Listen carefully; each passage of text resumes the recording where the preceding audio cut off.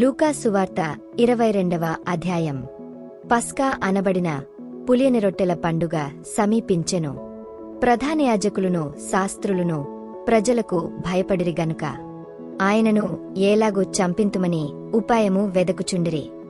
అంతట 12 మంది శిష్యుల సంఖ్యలో చేరిన ఇస్కరియోతు అనబడిన యూదాలో సాతాను ప్రవేశించెను గనుక వాడు వెళ్లి ఆయనను వారికెలాగూ అప్పగింపవచ్చునో దానిని గుర్చి ప్రధాన యాజకులతోనూ అధిపతులతోనూ మాటలాడెను. అందుకు వారు సంతోషించి వానికి ద్రవ్యమియ సమ్మతించిరి. వాడు అందుకు ఒప్పుకుని జనసమూహము లేనప్పుడు ఆయనను వారికి అప్పగించుటకు తగిన సమయము వెదకుచుండెను. పస్కా పశువును వధింపవలసిన పులియని రొట్టెల దినమురాగా యేసు పేతురును యోహానును చూచి మీరు వెళ్లి మనము భుజించుటకే పస్కాను మన కొరకు సిద్ధపరచుడని వారిని పంపెను. వారు మేమెక్కడ సిద్ధపరచుకోరుచున్నావని ఆయనను అడుగగా ఆయన, ఇదిగో మీరు పట్టణంలో ప్రవేశించినప్పుడు నీళ్లకుండా మోసుకునిపోవుచున్న యొకడు మీకు ఎదురుగా వచ్చును. అతడు ప్రవేశించు ఇంటిలోనికి అతని వెంట వెళ్ళి, నేను నా శిష్యులతో కూడా పస్కాను భుజించుటకు విడిది గది ఎక్కడనని బోధకుడు నిన్నడుగుచున్నాడని ఇంటి యజమానునితో చెప్పుడి. అతడు సామగ్రిగల యొక్క గొప్ప మేడగది మీకు చూపించును. అక్కడ సిద్ధపరచుడని వారితో చెప్పెను. వారు వెళ్లి ఆయన తమతో చెప్పినట్టు కనుగొని పస్కాను సిద్ధపరచిరి. ఆ గడియ వచ్చినప్పుడు ఆయనయు ఆయనతో కూడా అపొస్తలులను పంక్తిని కూర్చుండిరి. అప్పుడాయన, నేను శ్రమపడకమునుపు మీతో కూడా ఈ పస్కాను భుజింపవలెనని మిక్కిలి ఆశపడితిని. అది దేవుని రాజ్యంలో నెరవేరు వరకు ఇక ఎన్నడునూ దాని భుజింపనని మీతో చెప్పుచున్నానని వారితో చెప్పి ఆయన గిన్నె ఎత్తికొని కృతజ్ఞతాస్తుతులు చెల్లించి, మీరు దీనిని తీసుకొని మీలో పంచుకొనుడి. ఇక మీదట దేవుని రాజ్యము వచ్చువరకు నేను ద్రాక్షరసము త్రాగనని మీతో చెప్పుచున్నాననెను. పిమ్మట ఆయన యొక్క రొట్టె పట్టుకుని కృతజ్ఞతాస్తుతులు చెల్లించి దాని విరిచి వారికిచ్చి, ఇది మీ కొరకు ఇయ్యబడుచున్న నా శరీరము, నన్ను జ్ఞాపకము చేసుకొనుటకు దీనిని చేయుడని చెప్పెను. ఆ ప్రకారమే భోజనమైన తరువాత ఆయన గిన్నెయు పట్టుకొని, ఈ గిన్నె మీకొరకు చిందింపబడుచున్న నా రక్తము వలననైన క్రొత్త నిబంధన. ఇదిగో నన్ను అప్పగించువాని చెయ్యి నాతో కూడా ఈ బల్లమీద ఉన్నది. నిర్ణయింపబడిన ప్రకారము మనుష్యకుమారుడు పోవుచున్నాడుగాని ఆయన ఎవరిచేత అప్పగింపబడుచున్నాడో ఆ మనుష్యునికి శ్రమయని చెప్పెను. వారు ఈ పనిని చేయబోవాడెవరో అని తమలో తాము అడుగుకొనసాగరి. తమలో ఎవడు గొప్పవాడుగా ఎంచబడునో అను వివాదము వారిలో పుట్టగా ఆయన వారితో ఇట్లనెన్, అన్యజనములలో రాజులు వారిమీద ప్రభుత్వము చేయుదురు, వారిమీద అధికారము చేయువారు ఉపకారులనబడుదురు. మీరైతే అలాగు ఉండరాదు. మీలో గొప్పవాడు చిన్నవానివలెను, అధిపతి పరిచారకునివలెను ఉండవలెను. గొప్పవాడెవడు? భోజన పంక్తిని కూర్చుండువాడా, పరిచర్య చేయవాడా? పంక్తిని కూర్చుండు వాడే గదా. అయినను నేను మీ మధ్య పరిచర్య చేయు వానివలె ఉన్నాను. నా శోధనలలో నాతో కూడా నిలిచియున్నవారు మీరే. గనుక నా తండ్రి నాకు రాజ్యమును నియమించినట్టుగా నా రాజ్యములో నా బల్లయొద్ద అన్నపానములు పుచ్చుకొని సింహాసనముల మీద కూర్చుండి ఇశ్రాయేలు 12 గోత్రముల వారికి మీరు తీర్పు తీర్చుటకే నేనును మీకు రాజ్యమును నియమించుచున్నాను. సీమోను, సీమోను, ఇదిగో సాతాను మిమ్మును పెట్టి గోధుమలవలె జల్లించుటకు మిమ్మును కోరుకొనెనుగాని నీ నమ్మిక తప్పిపోకుండునట్లు నేను నీ కొరకు వేడుకొంటిని. నీ మనసు తిరిగిన తరువాత నీ సహోదరులను స్థిరపరచుమని చెప్పెను.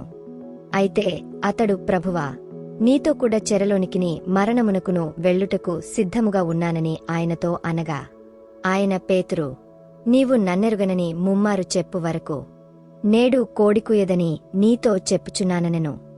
మరియు ఆయన, సంచియు జాలయు చెప్పులును లేకుండా నేను మిమ్మును పంపినప్పుడు మీకు ఏమైనను తక్కువైనా అని వారినడిగినప్పుడు వారు ఏమీ తక్కువ కాలేదనరి. అందుకాయన, ఇప్పుడైతే సంచి గలవాడు సంచియు జాలయు తీసుకొని పోవలెను. కత్తి లేనివాడు తన బట్టనమ్మి కత్తి కొనుక్కొనవలెను. ఆయన అక్రమకారులలో ఒకడుగా ఎంచబడెను అని వ్రాయబడిన మాట నాయందు నెరవేరవలసియున్నది. ఏలేనగా నన్నుగుర్చిన సంగతి సమాప్తమవుచున్నదని మీతో చెప్పుచున్నాననెను. వారు, ప్రభువా, ఇదిగో ఇక్కడ 2 కత్తులున్నవనగా చాలునని ఆయన వారితో చెప్పెను. తరువాత ఆయన బయలుదేరి తన వాడుక చొప్పున ఒలివల కొండకు వెళ్ళగా శిష్యులును ఆయన వెంట వెళ్ళిరి.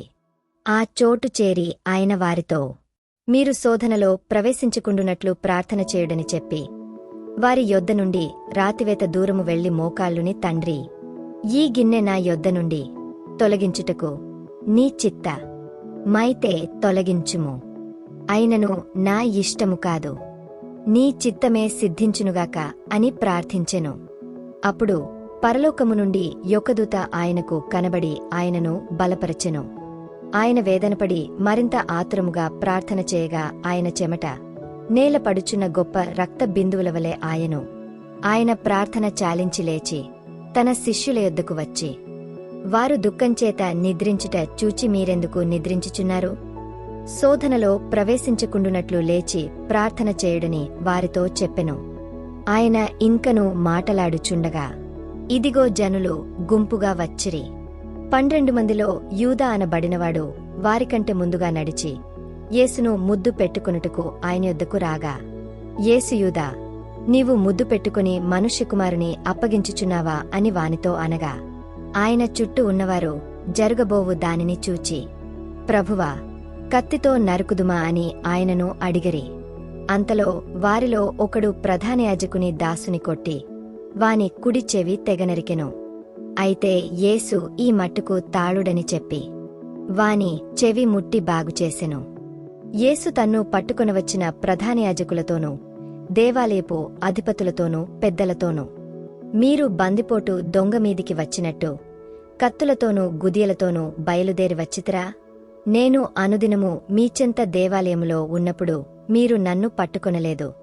అయితే ఇది మీ గడియు అంధకార సంబంధమైన అధికారమును అనెను. వారాయనను పట్టి ఈడ్చుకొనిపోయి ప్రధాన యాజకుని ఇంటిలోనికి తీసుకొనిపోయిరి.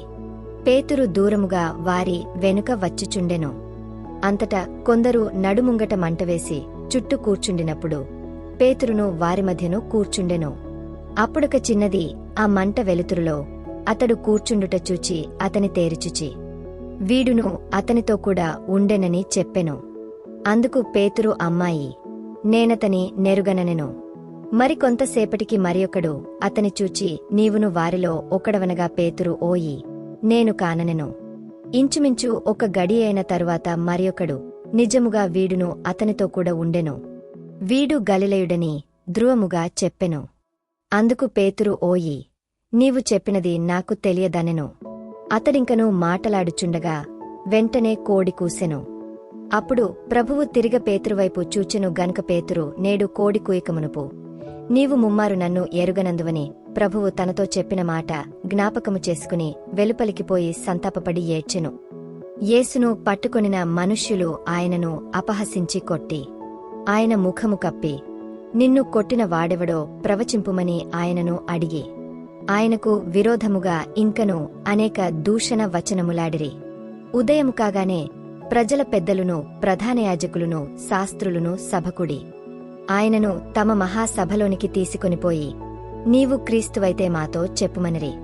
అందుకాయన, నేను మీతో చెప్పినేడల మీరు నమ్మరు, అదియుగాక నేను మిమ్మును అడిగనేడల మీరు నాకు ఉత్తరము చెప్పరు. ఇది మొదలుకొని మనుష్యకుమారుడు మహాత్మ్యముగల దేవుని కుడిపార్శ్వమున ఆసీనుడగునని వారితో చెప్పెను. అందుకు వారందరూ, అట్లయితే నీవు దేవుని కుమారుడవా అని అడుగగా ఆయన, మీరన్నట్టు నేనే ఆయనను అని వారితో చెప్పెను. అందుకు వారు, మనకిక సాక్షులతో పని ఏమి? మనము అతని నోటిమాట వింటిమిగదా అని చెప్పిరి.